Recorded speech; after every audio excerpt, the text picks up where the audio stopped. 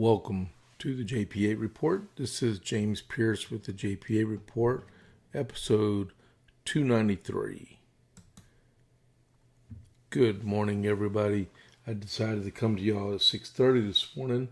I got a couple of different things I wanted to try out. I wanted to come to y'all at 6:30, try to do, first, talk about Dan Bongino because he's back. Which is awesome. And then two is I got to practice on how to do a raid. So at 7:00 on Central Time, I in the morning I always listen to Chad Prather on Before the Noise. So I'm going to try to raid into his podcast this morning at 7:00 Central. So I'm already set up for that. And third, I want to gauge on trying to do some type of morning report along with the JP8 report. So to be able to come to y'all in like a Monday morning rundown with like breaking news and what happened overnight. And then when I get off the air, start prepping for the next podcast, which would be at 12:00 as it is right now, right? So that is why I am on at 6:30 this morning when the sun is down, the dogs are barking outside, and the cat is meowing across the house, and I can hear her. All right, so I feel like I'm on a farm, and I already let the chickens out before I came on the air. So thank y'all very much for tuning in this morning and giving me a chance to talk to y'all for a few minutes before our day gets going hot and heavy, and we get a little bit of like I said, I listen to Chad Prather in the morning, so that's a good thing for y'all to do. So at the end of the podcast at 7:00, which is 28 minutes from now, I'll raid over to his podcast, okay? So welcome to the JP8 Report. If you are not a follower of the JP8 Report, please do so. Click that follow button, and then right next to it is a thumbs up. That's a like. Please like it, and if you want to, please share or even subscribe to the JP8 Report. And we are live right now on YouTube and Facebook, and I thought we are live on X also. So thank you all, everyone, very much for tuning in this morning. I really appreciate it. I know we're going to have a lot more viewers after the podcast than during the live because it's, like I said, it's 6:30 in the morning, but that's okay. We can work that out. If Chad can get several thousand at 7:00, I can get a few hundred eventually at 6:30. We'll see. We'll see how this goes. All right. And then, so I have, and I'll try to do an America 250 in the morning if I do continue this format. But I will always try to do America 250. So as of right now, I have a letter from General Washington to Pierre Van Cortlandt. He is one of the founding fathers of the United States. He was a New York assemblyman from, I believe, 1868 onward, and he was the lieutenant governor of the state of New York. All right. Sir, having undoubted intelligence on the fitting out of a fleet at Boston and the embarkation of troops from thence, which from the season of the year and other circumstances must be destined for some expeditions south of this, and having such information as I can rely on, that the inhabitants of Long Island in your government, or a great part of them, are not only inimical to the rights and liberties of America, but by their conduct and professions have discovered an apparent inclination to lend a helping hand to subjugate their fellow citizens to a ministerial tyranny. There is the greatest reason that I believe that this armament if not designed immediately against the city of New York, is nevertheless intended for Long Island.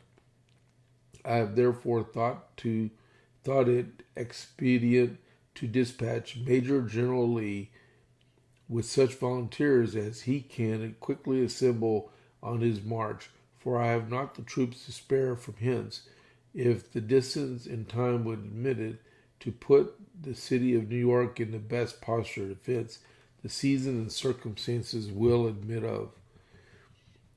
To his instructions, which I have desired him to lay before you, I beg leave to refer, firmly persuaded that your honorable body will give in every assistance in their power to facilitate the end of his coming, as there needs no other argument than a retrospective review of the conduct of the ministerial troops in Boston and consequences resulting from it, to prove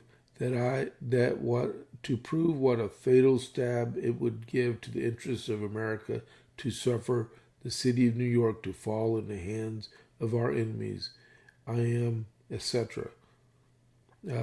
George Washington. So he wrote that Pierre Van Cortlandt on the 8th of January, 1776. All right. So, and if my monitor turns off, I'm still battling that thing. It turned off on me a while ago. I do not know how to keep that thing from moving on to hibernation mode. All right. So the next thing is we need to talk about since it's Thursday, the Dalmatians. The Dalmatians are smash burgers. They're in Copper's Cove. They make hot dogs too. All their ingredients are fresh, and they're homemade, including their buns. They are open Tuesdays through Saturday, 11 to 2 and 5:30 to 7, and they're located on the west side of Copper's Cove, in behind Bush's Chicken. And then I always like to get the armadillo burger. I love that thing. It's really good. If you've never had a burger with raspberry jam on it, you need to try it. All right. So if you're not in the Cove, you're not in Texas, that's a good thing to try to put on a burger. It may be a Texas thing. I don't know. I did get breaking news from them yesterday afternoon. They changed their hours. So normally they're closed on Mondays. They're going to start opening only for lunch on Monday from 11 to 2. And then from Tuesday through Saturday, it'll be 11 to 2 and 5:30 to 7 unless they sell out. All right. So I guess they're kowtowing to the lunch hour rush that everybody wants them to be open for lunch, because you may not know, but these guys are located in that shopping center, but right next to them there's a call center and a VA treatment center. So they get plenty of customers that come in there all the time. All right. So that's the Dalmatian guys. Onward to the next thing. Bongino. So yesterday morning, I was listening to Graham Allen. Graham Allen said, hey, so all y'all know, Bongino is going to be on the Hayley show on the Bongino Report channel. And I did say that on my podcast yesterday at 12 too, but that's where I heard it. And boy, the whole day I was waiting and waiting and waiting for Hayley's show, The Nightly Scroll, to come on Rumble. And here we go, 5 o'clock. I looked at the views, because you can look at the views. Like right now, I have 6 live viewers right now. Okay, Mox next. It's 6:30 in the morning Central Time right now. But I signed on that thing about 5 minutes till, and the viewer numbers were ramping up already. I'm like, this is crazy. And she signed on at 5 o'clock, and it ramped up to 50,000 I mean, this girl on her live show usually gets about 5 to 10,000 viewers on a live show, right? Which is good. It's awesome numbers, right? She's staring at 50,000 people, and everyone wants to see Dan Bongino, and even me, right? And I think I wrote in the chat, he's back. This is awesome. And there was a lot of trolls on it too. Evidently, their trolls don't go away. But man, she started doing her podcast, and it looked like she was just holding back because I guess to build anticipation that Dan Bongino was going to come out. So about, I think it was about 5:30, about 5:30ish. She's talking, and all of a sudden she looks over her right, and all of a sudden there's this guy that walks behind her with the sports coat on and starts taking mementos off of her. There's a bookcase back here, and he started looking at mementos, and he turned, and you could see Dan Bongino's face because they panned the camera back just a little bit, and he said, "Hey, Guy, do you remember this?" And and he sits down and starts talking to her, and he said, "Hey, is this my original microphone from when I left in March?" And he starts talking about that, and then he said, "Hey, I still have my original microphone from the first podcast. I used to. I threw mine away. I can't believe it. It died on me." And then he's like, "Maybe we need to auction that off for charity and donate all the money that we get from the auction of that microphone to charity." It was like, that is an awesome, great idea. And I bet that thing would go for thousands of dollars, right? And they sit there and talk. I learned, I've heard the term serious as a heart attack many times growing up, all the time, right? And he used the phrase serious as a stroke yesterday. I about fell out when I heard that. He was talking about dark pillars and all these trolls and TDS people. People just need to go away because they're destroying the MAGA movement. They're destroying everything that the president is trying to do, and they claim to be Republicans. And he is going to be so great. Even Chris from Rumble was in the chat while Dan Bongino was on air yesterday. But after he came on the air, the numbers from the viewers jumped from about 50,000 all the way to 83,000 people were on the air watching him on Hayley's show yesterday. Unbelievable. So this podcast usually averages in the neighborhood of 50 to 100. And I'd like it to be a lot higher. I don't know what viewership is going through Rumble and stuff. I know we could all do better, right? So he did announce that there will be a press release on Rumble Monday that he is coming back and that he will be back. He said very early February, his podcast will be back. Monday through Friday, and then it's going to be from 10 a.m.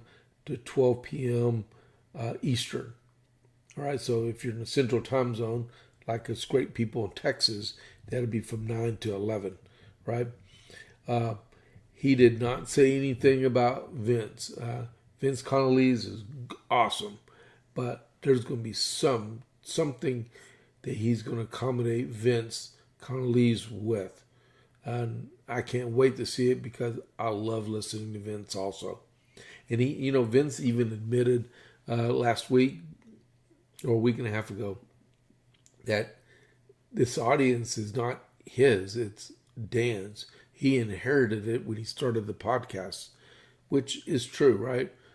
But he is such a natural on camera that there's no way Dan will let him go. He's got to keep him in the Silverlock and give him another time slot. And if Dan Bongino is going to do a 2-hour podcast, he'll be totally worn out to do a 3-hour radio show also.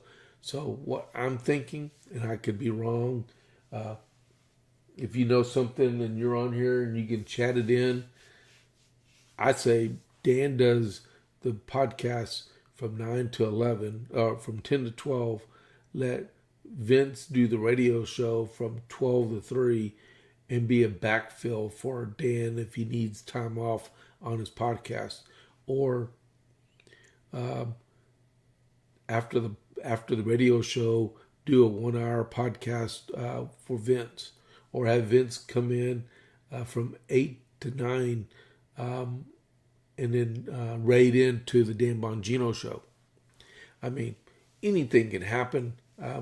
I think that'd be pretty good. I cannot wait till Monday because I can speculate all I want, but I'm pretty sure that Dan Bongino's already got what he's going to do, and I bet Hayley knows it. I bet Vince knows it. I bet Chris at Rumble knows it too. So we'll all find out then. Yeah, but that is going to be really, really, man, I cannot wait. I am a P1 listener.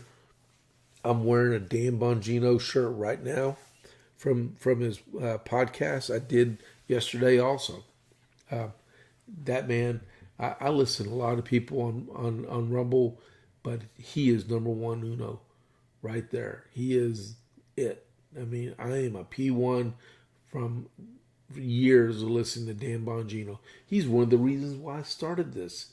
I mean, I'm not anywhere even close to his caliber, but he is why I started doing this, the JP8 report.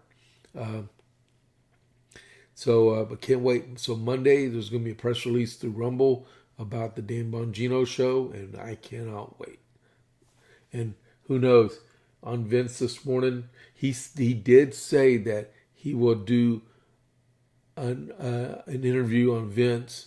So it's got to be the day or tomorrow, because Monday is going to be the press release. So he could do it on Monday during the press release, or do it the day and tomorrow. Who knows? We'll find out really quick. We'll find out real fast. So with that being said, we'll go into the JP8 report. And so what do I got here? I got 13 minutes to cover some stories. I got 2 stories that we all know about Minneapolis, and I will go into Minneapolis. But first, in Maryland, Steny Hoyer, he's a Democrat. He is the Democrat whip, I believe. He's been in Congress 44 years, and he's 86 years old. Another old, decrepit congressman that refuses to retire, right? Well, he finally announced that he's retiring, and he will retire in January at the close of the 119th Congress. I don't know what part of Maryland he's from, but he's probably in a safe Democrat seat. So he'll leave and another Democrat take his place, unless we get a good, strong Republican that can get in there and win his district from them. I would love to see that.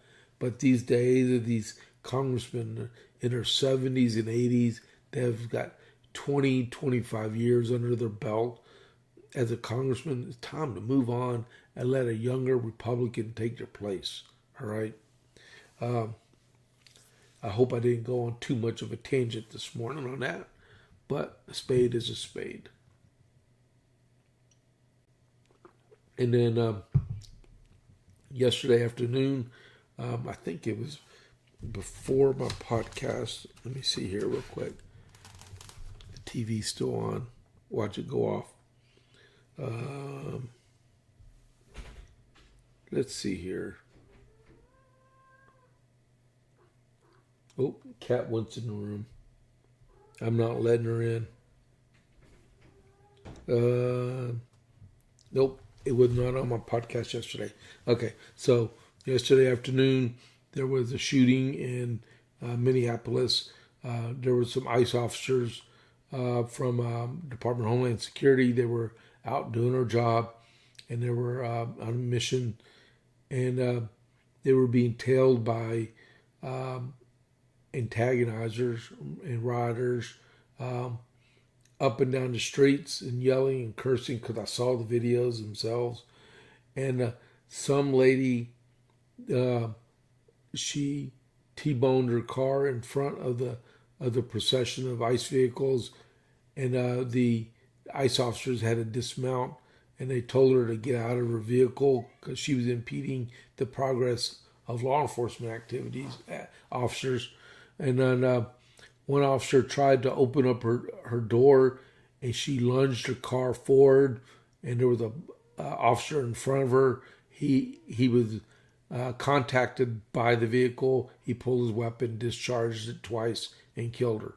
Okay, it was completely justified from everything I saw, and they had been reported that a little bit later that lady had been stalking their procession of officers for over 2 blocks and decided to block them. Okay, she shouldn't have done that. Prayers to her family, but she should not have done that. And it just tailspinned after that.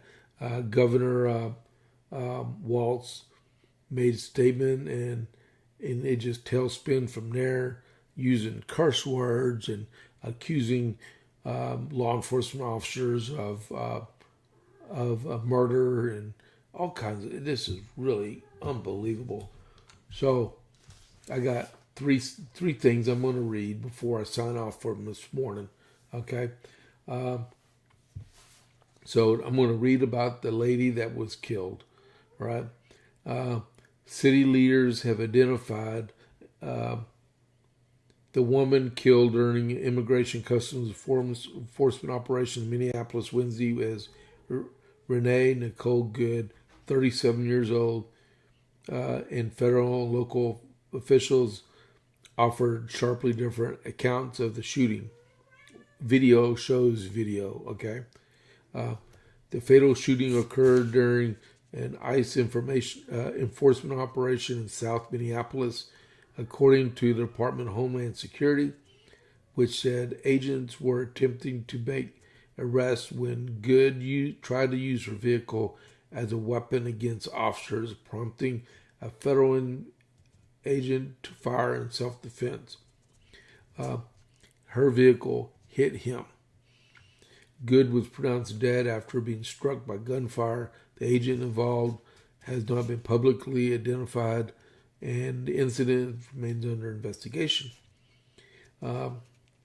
Members of the Minneapolis City Council confirmed Good's identity in a joint statement Wednesday, calling her a member of our community and demanded that ICE leave the city.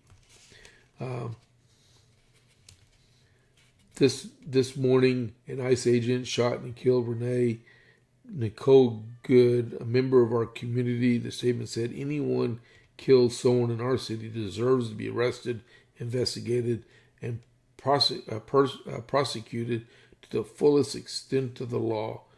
The council members said they support Minneapolis' immigrant community and accused federal immigration authorities of bringing chaos and violence to the city and vowing to work with state partners to protect residents. And she was 37 years old. She was a mom. She evidently was LBGT, because a lady right after that said, I made her do it. My wife is dead because I made her do it. And so evidently this Nicole lady was an LBGT person. It never fails with that community. It just keeps tail spinning, right? And vicious, vindictive attacks by that community upon everybody else that has a conservative stance in our government. They hate us. So that was that one right there. And Jacob Frey, he's the now the 3-term mayor of the city of Minneapolis. As a matter of fact, he just got sworn in for his 3rd term. Jacob Frey, the Democrat Minneapolis mayor who told federal investigations authorities Wednesday to get the blank out of the city following the fatal shooting of a woman by a federal immigration officer, has been the forefront of pushing back against the Trump administration deportation efforts.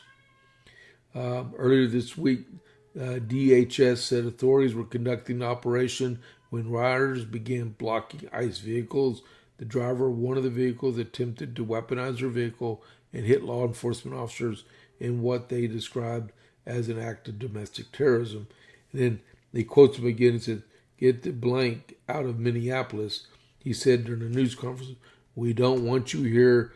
You stated your stated reason is to bring the city for being in this city is to create some kind of safety, and you're doing exactly the opposite. People are being hurt. Families are being ripped apart." Frey also called DHS statement that the shooting happened in self-defense garbage. He's the so-called Mamdani of Minneapolis. Yeah, really? Oh no, he beat the Mamdani of Minneapolis, Omar Fadish, and he also said we're keeping our eye on ICE.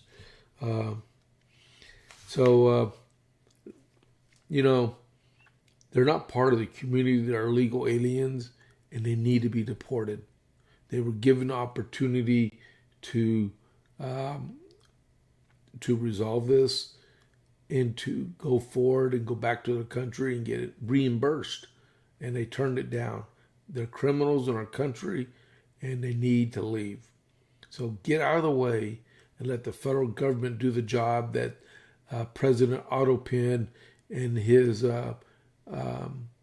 cronies wouldn't do in the first place, and let us get our country back to normal the way it's supposed to be.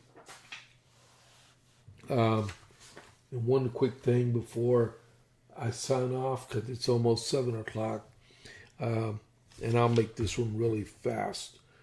This is from Christy Anome. An officer of ours acted quickly and defensively shot to protect himself and the people around him, and my understanding is that she was hit and is deceased. We're continuing to gather more information, but this goes to show that the assaults on our ICE officers and law enforcement are under every single day. These vehicle rammings are domestic acts of terrorism. We're working with the Department of Justice to prosecute them as such. We will continue to protect our ICE officers and in coordination with other law enforcement agencies as well. You see me in the last couple of days deploy over 2,000 more officers to the Minneapolis area, and in the last 2 days we've arrested hundreds and hundreds of dangerous criminals, not just fraudsters who stole from the American people billions of dollars and put it in their pockets and enriched their friends from overseas and themselves, but also individuals who committed acts of murder and rape and trafficking and drug exploitation and child exploitation. And there's more to this. I'm going to go over more of this later on during the regular podcast, right? Right now, because we're at 8:59. So thank you all very much for everyone that tuned in today so far. I'm going to be back in 6 hours as it is. Got some stuff to do, and then I'll be back. And hopefully this turns out. I want to see what the results are like this and see how this rate is. All right. So let me do what time is it? It's almost there. All right. So this is James Pierce with the JP8 report. I will catch you on the flip side, and I'm out for 5 more hours, and I'll be back. All right. Thank you all very much. And I'm going to start doing the raid right now. Let's see.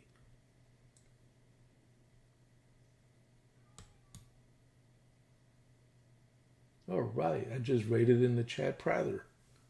Oh, that is so cool.